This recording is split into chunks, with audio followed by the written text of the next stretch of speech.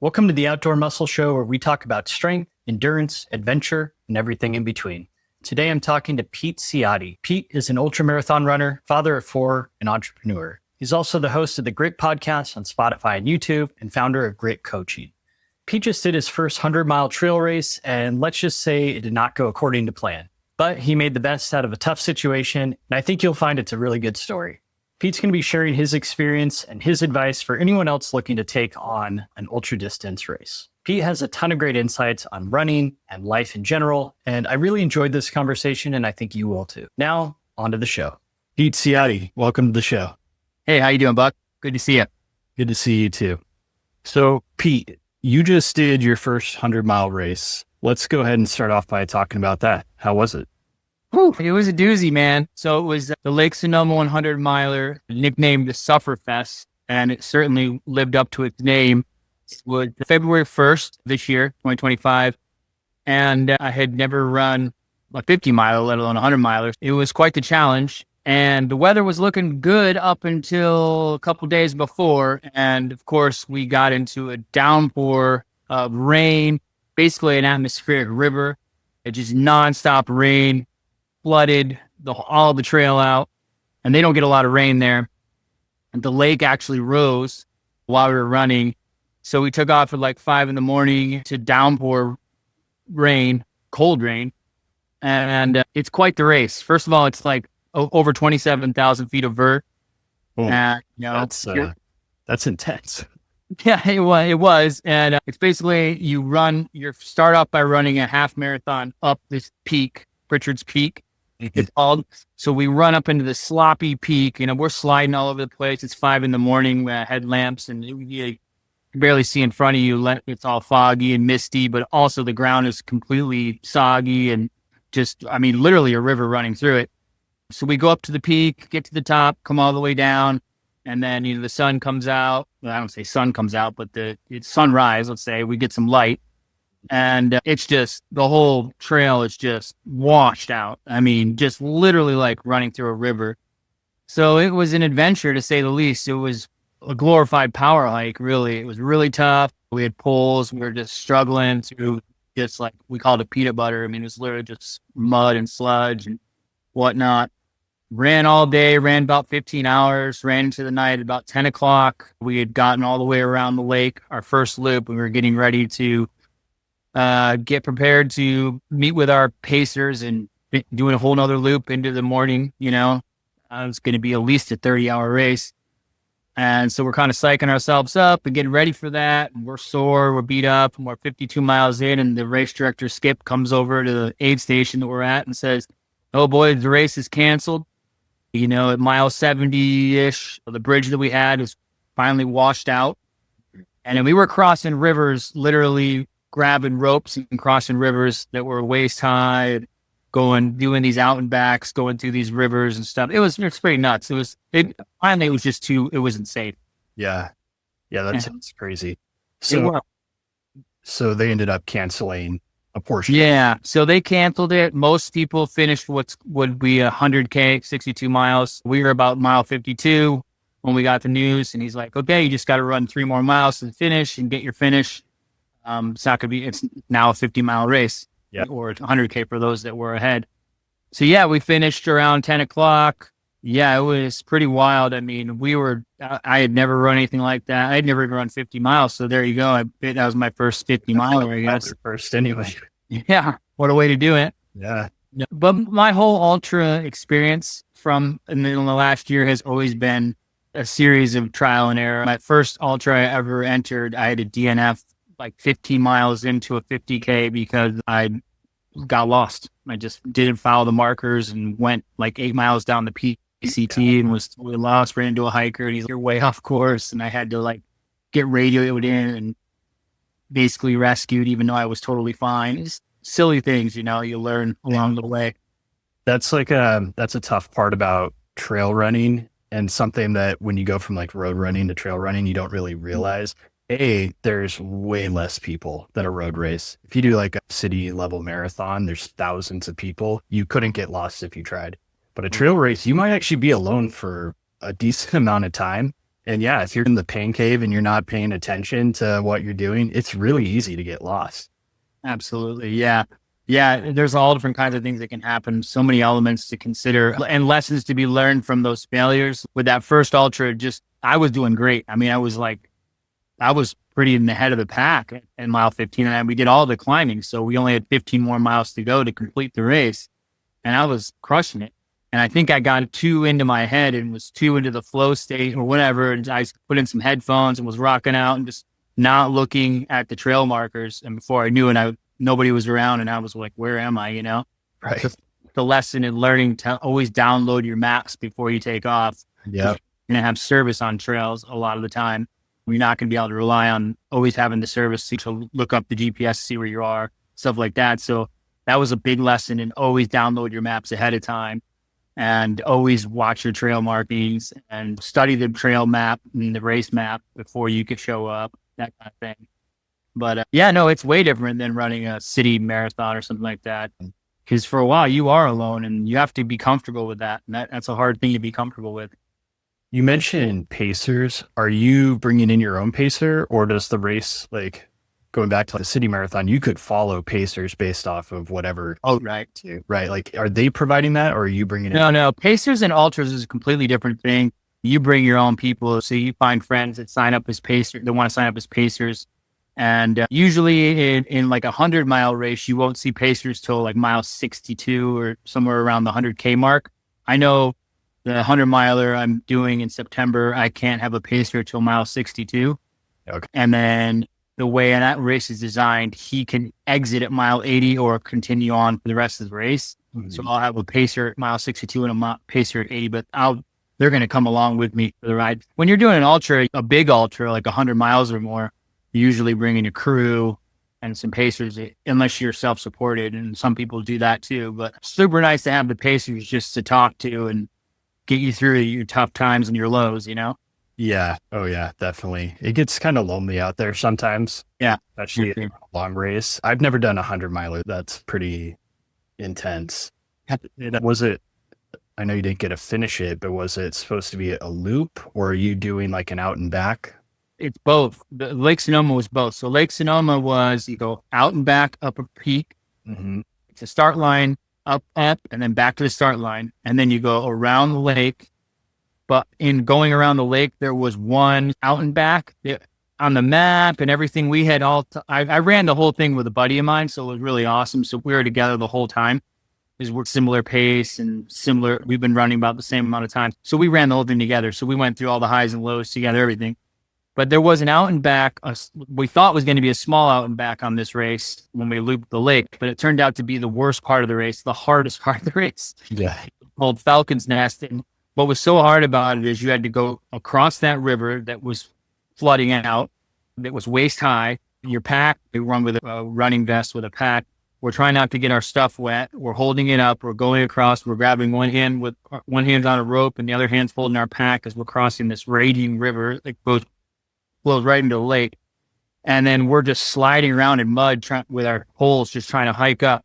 And we get to this aid station that's out there. And this aid station is crazy. They had to boat these two guys by boat across the lake 2 days before the race started. They boated them out there and they were just camped out there on this aid station. It was just a water station only, but they were camped out. We get out there, they're 2 days into camping, and they got a big old bottle of Fireball and it's half gone. And these guys were just blitzed, and we were like just trying to get water, and the guy was just like gone. And I was like, okay, we're done. We're out of here. Yeah. Back up. And we're just sliding around. It started to get dark. We put our headlamps. We were battling through. That part of the race was the hardest, I think, for everybody. Everyone was really having a hard time. But what seemed like a small little out and back ended up being the biggest challenge in the whole race, I felt like. It almost sounds like you signed up for a mud run. Yeah, what it was, man. I mean, I didn't sign up for a mud run, but that's what it became for sure. I had run that course in an ultra in a 55K that earlier in the fall of 2024, and I'd run a couple of training runs of that course. So with those times when I ran it before, it was completely dry, 86 degrees, beautiful, hot, still a lot of vert, tough, but dry, dusty dry. Yeah. So I even imagine it in the state it became for the 100-miler. It was just all that dust just turned to mud and sludge. And it was crazy. Yeah. That's a shame you didn't get to finish it. Were you pretty upset or were you relieved? In the moment, I wasn't upset. In the moment, as I finished that first loop, I was talking myself out of the race. I was saying, you know what? This is a good effort, but you might want to DNF here because you're sore. I was chafed all over the place, but that's whenever that's going to happen in races. But I was just so mentally drained. I've been running for 16 hours. At that point, I'd never run 24 hours ever. Yeah. So I'd even trained at done a 24-hour in training or anything. So I was really trying to brace myself for no sleep and all that kind of stuff, and with no experience doing that. So I was thinking about quitting. And it was funny because when the race director came up to me and my buddy and said, "Hey, you guys, the race is canceled," I said, "Yeah." I think my response was, "Yeah, no, I am in a DNF. I'm done, man." He goes, No. You just got to go 3 more miles and you get to finish. You won't have to DNF." And I was like, "Oh, I'm just going to get in a car with this person and go, no, man, 3 more miles and you're done." I was like, it didn't register. And I was like, oh, wow. Okay. It totally changed my perspective at that point because I was really out of it. And I was like, wow, 3 more miles. It's the toughest 5K I'll ever run for sure. But it's going to be over and I can chill. Yeah. Yeah. Maybe it was a blessing in disguise. It helped. I think so. 50 miler under your belt. You got to experience it without having to go through to the end. And now when you do your next one, you'll know what you're getting into a little bit more. Yeah, I hope so. I still look at my calendar. I use Training Peaks for all my training with my coach and stuff. And every week we get through a week of training. That countdown keeps going slow. It keeps counting down more and more. It's like 20 weeks. Now it's under 20 weeks. It's 19 weeks in a month. It's been up. And I know it's at the end of the summer and, it's almost a half a year away right now. But I'm just, it still haunts me a little bit. I'm still like, wow, I'm going to go out. So it's a point to point race. So it's not a out and back in each store. And there's not a lot of 24-hour finishers. So it's probably going to be more like a 36-hour race. So I'm just trying to brace myself for when I'll finally get to run with my pacers because I'm going to be running alone for most of the race. I'm not going to have any support until mile 60. So that's going to be a little different too. That's probably a good segue into the next question I had for you is how are you preparing for these types of events? Yeah, well, I've had a coach for a while. I've had a couple different coaches. When I first started running, I had a coach who was awesome. Did great. He talked me into running ultras actually, because the original goal was just to try and complete a marathon. And I completed my first marathon in 2024. So it wasn't that long ago. Yeah. And then I started getting into the world of ultras by run clubs and stuff like that. So basically, preparing is just getting out. And after the training, I have a coach who is a really experienced ultra runner. His name is Austin. He's 3K coaching, I think is the name of his coaching. And basically right now he's just coaching me for free, actually, which is cool because I'm pacing him at the Tahoe 200. He's running the Tahoe 200 race. You should have him on sometime, man. This is a guy you really want to talk to. He is a really great runner. He's young. He's got a lot going on. He's fast. And he's reaching out to try and break the Tahoe 200 record. He wants to win the whole thing. And so this is my first time ever pacing anyone, let alone pacing someone who's actually competing. Yeah. So he's training me right now. And with that in mind, but also he knows my goals for the 100-miler. So we've just been getting after it. We did a little bit of cross training over the winter. I saw how you were doing that too with your Ironman. Yeah. Incorporating swimming a little bit for recovery and doing a little bit of work on the bike, mainly for recovery, just to change it up with your legs, but running a lot of miles, running at least 50 miles a week and amping up to 75, 80 mile weeks, probably even 100-mile week at some point. Yeah. And just slowly building, not like really, not going from 0 to 100 real fast. It's a slow build over the next 20 weeks. Yeah. Rest is important as taking care of your body and eating right, getting enough sleep. And if I don't get enough sleep, then I shouldn't train that day. I got to have rest, especially at my age. So super crucial. Yeah, I'm the same way. If I can't get I do really good with 8 hours. Anything less than that, and I do start to feel it, I can probably get by on 7, but it's going to be a painful day. Right. I'm the same. Are you training with your coach in person, or is it mostly he's writing a plan and you're out there doing the work on your own? Yeah, he does live here locally. We see each other from time to time at run clubs. We have a really cool run club. I'm up here. So for those of you who don't know, I live in Arcata, California. It's Humboldt County, right here on the West Coast. We're about 5 or so hours north of San Francisco on the 101. Mm-hmm. We have a great running community up here. The only thing we lack is we have never hosted an ultra marathon up here, which we totally should, because we live in the redwoods, or right behind me, the redwood trees. And so I'll see him at this run club that we have on Monday called Raccoon Run Club. Mm-hmm. It's super cool. A whole bunch of people show up and we'll run the forest or run in the marsh or something like that. But I'll see him there, or sometimes we'll go on runs or do stuff. And I follow him all over Instagram. He just ran the Canyons 100 that was near Tahoe and crushed it. So yeah, but mostly he's just writing a plan. You know, we work with Training Peaks. That's also how I do my coaching, through Training Peaks. Mm-hmm. Awesome app. I totally love it. Yep. And, yeah, he'll just put everything together that way. Are you doing any strength training in preparation for this big one you got coming up? Oh yeah, definitely. We're strength training 2 to 3 times a week right now. Usually, yeah, the way I do things is I'm an early riser, so I wake up at 5 a.m. The gym is 2 miles away. I'll sometimes just run to the gym and then start doing my workout, or sometimes I'll drive. But a lot of times I'll run and in the morning and go down there and use everything that's in my gym. So yeah, lots of deadlifts, squats, farmer's carries, working with kettlebells, working out the legs, working out the core, just trying to get strong. As you know, as you get older, it's tough, man. You lose that muscle mass, 3% every decade. So, just trying to work with strength. And I used to not do strength and just run. And I feel like that was just a recipe for disaster, especially if you're an older runner. Mm-hmm. So important to get stronger when your back and your legs, and just like overall strength is so important when you go out and do long distance. So, especially on trails. So strength training is a big part of it for sure. Yeah. You had an injury recently too, right? Yeah, I did. Yeah, it was unfortunate. So a couple of friends of mine back in September, we had run this ultra and we all said, hey, it'd be cool to run to the border of Oregon from where we live, which is just about 100 miles. Mm-hmm. And first it was just 2 of us that were going to do it. And then a whole bunch of people joined in, was like, that sounds fun. That sounds fun. And we went on a training run literally the week before, and it was like a 20-miler, went on the beach and just run around. And my knees wasn't right. And I'd suffered a little bit of an IT band issue in like June, but it creeped in there and it went away. So I didn't think much of it, but I think it just worked its way down my leg. And so I was on that run and my knee just stopped. It just was like, nope, we can't pick this up and run anymore. And to barely walk, I was like Frankenstein walking, basically. You guys, you should call an Uber.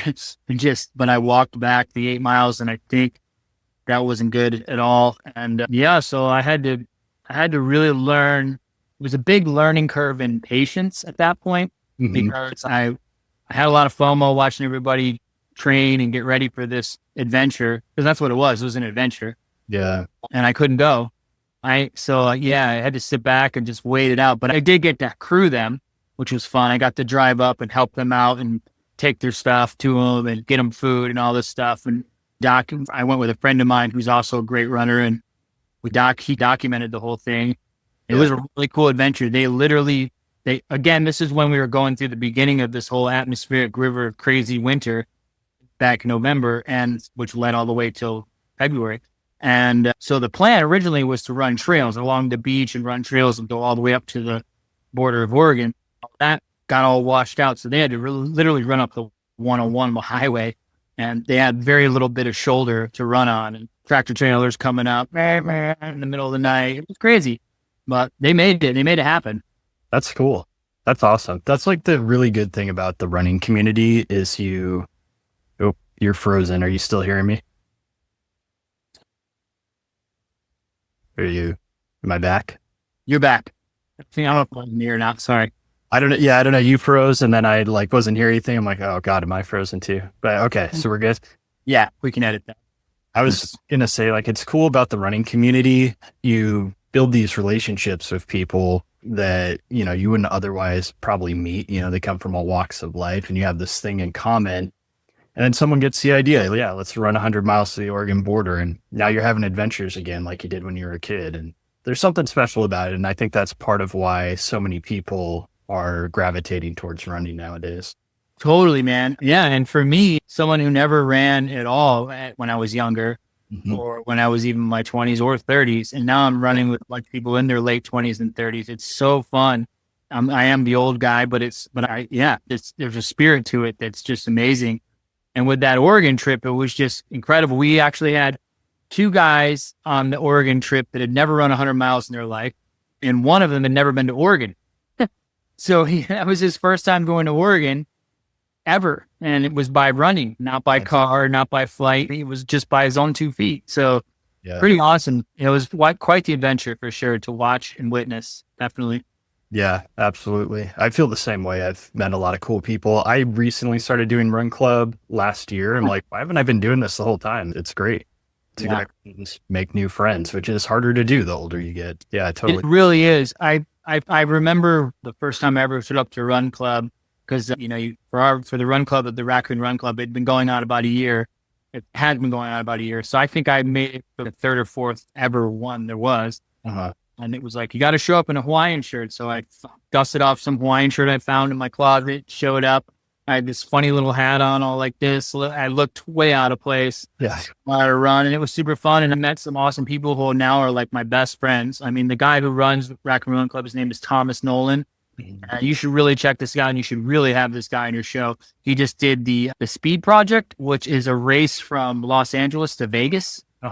He did it last month, 300 and some odd miles. Crazy. He's run Tahoe 200. He's run several 100-milers, and he's just an awesome person, and it's just so much fun to hang out with.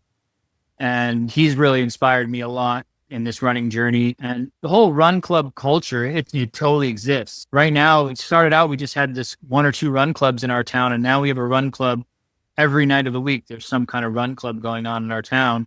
I host a run club on Tuesday called Run with Christ through my church, which is super fun.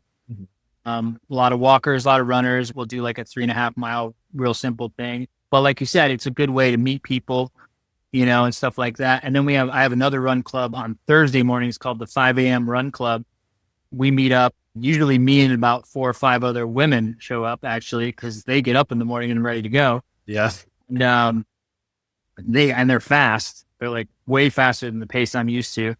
So it's incredible just hanging out with literally all different runs of life, walks of life, and just going to these run clubs and just different routes every time, having fun, meeting people, talking about what their goals are. Like, oh, I'm running this race, or I'm doing this, or, oh yeah, I've done one of those. And you hear from them and you're like, what was your experience like? And everybody's on Strava. It's like our Facebook community, but on Strava. It's pretty cool.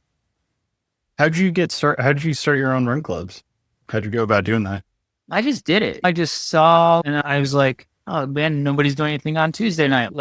And then I talked to the pastors of my church, who are also exercise enthusiasts, if you will. And I was like, we should have a run club, and you're super fun. And okay, cool, let's do it. And we just meet at the church, and then we go out and do it and just chat. And with the 5 a.m. Run Club, I was already running at 5 a.m. all the time, and I just felt it was lonely out there. Yeah. Not a lot of people were doing it. Yeah. And it's still a hard sell for a lot of people, but I was like, this would be cool to like actually make a club of it. We meet we always meet. We have a running shoe store called the Jogging Shop. Been around forever. Just celebrated 50 years actually. And the guy who runs it is incredible. He knows all the history of all the track and field and cross country from the university up here, Cal Poly Humboldt. And he's got lots of stories about running over the years. He's been running since the 70s, basically. And so we always meet at this place called the Jogging Shop right downtown in Arcata. And then we go out for our runs, and it's always super fun. It's always funny to meet at 5 a.m, though. The streets are quiet. Nobody out. It's pretty wild. And we just meet, and here's a bunch of us just sitting here running short shorts and like stretching. And people are going by maybe on their way to work early, and they're like, what's going on here? Headlamps and stuff. Super fun. That's cool. Yeah, I'll have to pick your brain about that later. I've been wanting to do that.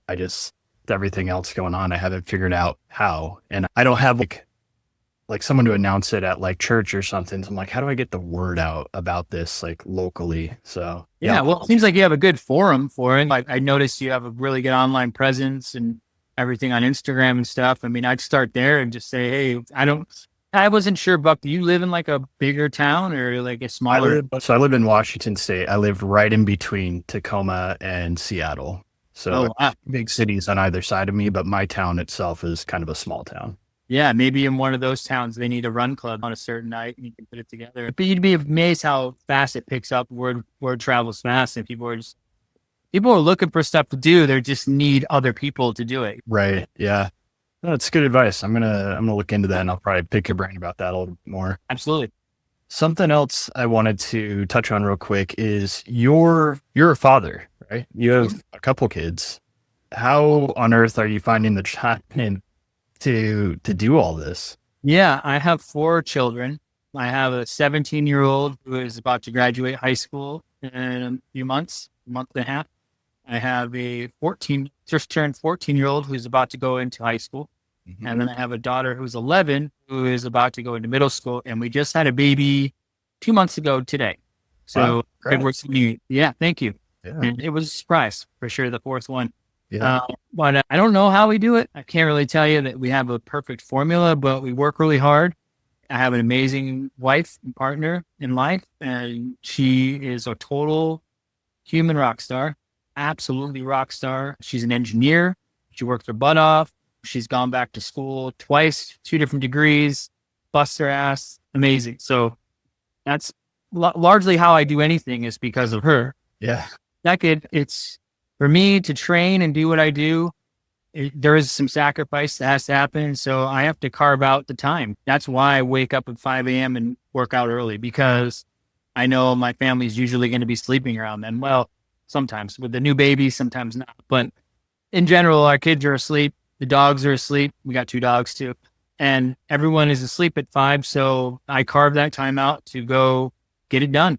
5 to 7:30. I'm in the gym, or I'm running, or I'm doing some kind of training, and then I wake up and I come back, wake the kids up for school, take them to school, drop them off, different locations, different schools, and then it's off to work all day. And I own my own business, but I basically work 9 to 5 on my business every day. So you own a landscaping company, right? Yeah. Are you mostly like on the business side now, or you're out there doing that kind of work too? Because I'm trying to be more on the business side and less in the truck, but that hasn't totally transformed yet. So I'm mostly out there working, with the guys. I have some employees, and I have a couple of trucks that we put out on the road, and we're busy. This is our busy time of the year in Humboldt. The rain has finally stopped and the sun has come out and everything grows like crazy. Yeah. 6 months. So we're busy. We have our downtime in the winter, but we're pretty much busy 8 months out of the year. Yeah. So I'm in the truck hustling and working. I get home by 5. And for the longest time, I would get home at 5. I haven't done it in a while, but I would get home at 5 and do a cold plunge. Mm-hmm. Or you'd go to a run club and then make dinner, do all the family stuff, and go to bed. It's a long day. Yeah. And that can be an exhausting job. So the fact that you're doing all this mileage, you're taking care of the kids, you're doing all this stuff it's impressive, and it's good for people to hear that and see that it is possible. And like you said, it takes sacrifice, and I'm sure it's difficult, but you're able to do it. And that's the important part. Yeah. I think the way to look at it is I make those sacrifices in the morning so I could be better for my family. So I can be a human being. I want to play the long game. Obviously, having a daughter a new baby at my age, at 47, is a real kick in the pants. It's keep yourself tuned up, keep yourself healthy. You want to be there to see that little girl graduate high school. You want to be there to walk her down the aisle when she gets married. You want to see what she's like as an adult, and you want to see her grandkids. So you're going to have to live a long time. Yeah. So I don't know necessarily that I could say that running is for longevity, but doing hard things certainly is. And it transfers over to other things. Running is just a metaphor, but being able to do hard things and set your mind on things and grow your mindset, even at my age, even in 40s, 50s, 60s, continue to grow, continue to try new things is important, That's what it's all about. Yeah, absolutely. So if there's someone who wants to get into the long distance running like you're doing, what kind of advice do you have for them? Yeah, always start small. Like, I think a lot of things like running or any activities, exercise and stuff, it gets really glorified in social media and Instagram. We see these guys that all of a sudden they're 50 and they're all built. They've been playing the long game. They've been doing it a long time. So you're not going to get this instant success. I think we live in a culture where everyone expects success right away. They expect to see results right away. And if they don't, they just quit. And you can't quit. And when it gets hard, you can't quit. And I think also people are used to everything that's comfortable for them. And a lot of this, especially running, it's going to be super uncomfortable in the beginning. You're going to hate it. And you might not even be able to get out there right now and run a mile without stopping, without walking. And that was me. When I first started 2 years ago, I got up and I couldn't run. It took me a couple of weeks to finally just run that mile without walking. And then let alone try to do 5 miles or whatever. And I also think that we also over a lifetime keep telling ourselves the same story that we can't do something. Oh yeah, I'll never run a marathon. I'm too old for that. My knees. Your knees hurt because you don't strength train, number one. And you can do something. It's you're putting limits on yourself. You don't know if you can or can't do it unless you try. Right. So the whole not trying is just going to lead you to having a list of what ifs when you get old. When you're old and kind of on your dying bed, do you want to sit there reading off a list of what if I would have done this? What if I would have done that? Instead of I tried it and I failed, or I tried it and succeeded, but at least I tried it. And I didn't learn. And even though I failed, I learned something from the failure. So I just think it's always worth it, and put your mind to it and keep going. It took me a couple of months to run a half marathon, but I remember, this is something I always remember, is I think 2 months into running, I just went out for a run one day. It felt good. So I just kept going past my normal spot where I would stop. Yep. And I kept going. And when I got back to my truck, it was literally 13.1 on the dot on my watch. And I was like, holy cow, I ran a half marathon. And so I just kind of was posting on Instagram a lot back then, just about my journey. And I was telling it a story live on Instagram, just like, can't believe I just ran 13.1. And I broke down and cried a little because I was like, this is a big deal for me, because for 40 some years, I kept telling myself I couldn't do something. And I just did something I told myself I would never do. Yeah. And so I wanted to see how much further I could push that. And here we are. That's how it goes. That's how it goes for all of us, right? Crazy. Yeah. It's exactly like you said, you go a little bit further one day. Yep. And you're like, okay, I survived that. And you go further the next day. And the good thing about running is if you are consistent and you just do that, if you do nothing else, you just go a little bit further every time you go out, or even every other time, you will get better and you will get that endurance. And I think that's great. I think that's awesome that you're going from, not hitting a mile to signing up for 100 milers. It's awesome. Yeah. I don't know what it is. Sometimes I feel like it's a little crazy, but I enjoy it and if there comes a day when I don't enjoy it, I'll stop. But like for now, one of my buddies put it this way. He goes, man, we're just out here today all day. We put ourselves out here to just eat food, eat a lot of food, drink a lot of water, and have a damn good time, have a lot of fun. And I'm like, yeah, that's all it really is, man. And if we're going to go through some highs and we're going to go through some lows, and my other buddy always says, embrace the lows and ride the highs. You know, and that's what you got to do. You just got to embrace it when it comes and you're in a low point, and just be like, we know why we're here. We're in this low point because we just ran 40 some miles and we're feeling it, and it sucks right now, but acknowledge the pain and let's move on. And you do. And you always get through it. Yeah. You kind of mentioned this earlier, like running's a little bit of a metaphor for life, really. Yeah. Some parts of it are awesome and you just feel great the whole time. And other times you're out there and you're just like miserable, but it's the feeling of getting through something. And you can experience that pretty much every time you go out for a run. And I think that's a big part of why a lot of people, especially an older crowd, is being drawn to this. It just brings back a sense of feeling alive. Certainly feel alive, man. It's no other way to feel alive. It's just totally amazing. It'll totally make you connected to everything that you're out there doing. And trail running, especially, because you're connected to nature. It's so amazing. Yeah, I love it. Yeah, I know we're both into the trail running, and we have similar environments, I think. Like we have a lot of mountains and stuff. And I grew up in Southern California, so it was mostly desert. And then when I finally made my way up to Washington, I just fell in love with the mountains and the trails and just being out in the forest. And there's just something special about it. Totally, man. Yeah. I grew up in New York, a little different out there, but I came out to the West Coast, started at first at Mount Hood for about a year, and that was in 1998. And then I touched down here at Humboldt in 1999. And I did go back to New York for a year after 9/11, but basically I've been here for 25 years and raised my family here and everything. And I love it here. And I was even saying this just yesterday when I was running in the redwoods. I still am blown away every time that this is my backyard. Like literally my backyard is trails. I can walk out in my backyard and there's redwoods. Yeah. Just for days. And there's trails. Just, I can run out the front door of my house, be right on trails in minutes and I'm talking redwood trees all around.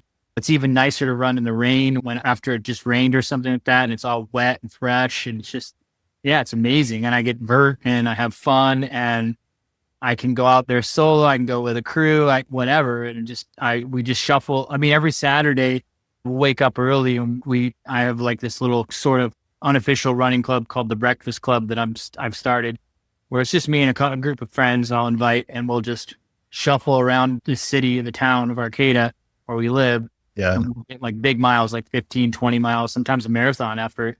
And we'll go have breakfast and we'll take it casual. We'll run, we'll go eat, we'll run, eat, drink water, have fun. That's what we're doing. Yeah.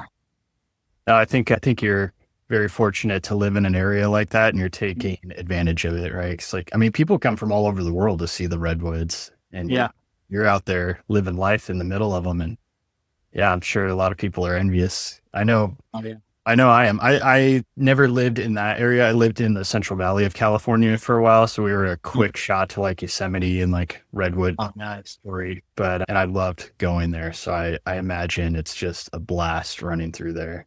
Yeah, it's something to be grateful for every morning you get up. And that's what my podcast is all about. And everything that I talk about online is just, it comes down to gratitude, having gratitude. It's the attitude. Absolutely. Before we wrap up, do you want to touch a little bit on your podcast and what you're doing over there? Sure. Yeah, I have a podcast. It's on Spotify and YouTube. It's called The Grit Podcast with Pete Ciotti. We're only probably, I don't know. I think I recorded today. I recorded my 18th episode coming out. So the episodes come out every Saturday. Usually I record them on Mondays. Right now I've been recording in this really awesome podcast studio with my friend Nick. But yeah, we've got a podcast. Mostly it's about running and we have runners on there, but sometimes we'll have other lifestyle type stuff or wellness people. We even had a band on there last week. It was pretty cool to talk about music. I was a musician all through my 20s and toured a musician. So it's fun. We just talk about, but the theme is grit. The theme is going through some hardship, going through something hard, challenges. And with the band, it was amazing. They were life on the road, touring, all this stuff to get where they are. They still a band after 10 years going through vans breaking down, all that stuff. Runners, it's like they've gone through these races. They've gone through the highs and lows, everything we just talked about. So we touch on fatherhood sometimes and what that's like raising kids. Not easy, but it's a fun podcast. And we have a lot of fun. So you can check it out on YouTube and Spotify right now. Awesome. Yeah, that sounds great. Have you read Angela Duckworth's book? Oh yeah. It's a good book. I probably read it. Yeah. Sounds so good. So good. Yeah. I mean, it's just amazing. Yeah. I would highly recommend that one to anyone. Yeah, totally. I definitely agree with that. Yeah. Cool. Well, Pete, this has been a great conversation. We got the Grit podcast. Where else can people go to learn more about what you're doing? Let's see. Well, you could follow me on Instagram. I think my Instagram is at peter.ciotti. Or you could follow the Grit podcast has an Instagram. It's Grateful Runners in Training, at Grateful Runners in Training, the acronym being GRIT. You can check us out in both of those spots. My run clubs also have Instagram pages, believe it or not. The 5 a.m. Run Club Arcata is a good one to check out. If anyone ever is traveling to Arcata and wants to join on a run club, we run every Thursday at 5 a.m. And all the usual places, those places. Awesome, man. Yeah, send me all the links. I'll put them. I will, for sure. Thanks, Buck. Yeah. Yeah. All right, Pete, this has been a great conversation. Thank you for coming on the show. Thanks, Buck. I appreciate you having me. Of course. My guest today was ultramarathoner Pete Ciotti. If you enjoyed today's episode, please make sure to like and subscribe to the channel. If you're a runner who's new to strength training, make sure to check out my new 7-day intro to kettlebell training course in the description below. It's completely free and it comes with a 4-week sample training plan to get you started. Thank you for tuning in to this week's episode of the Outdoor Muscle Show, and I'll see you in the next one.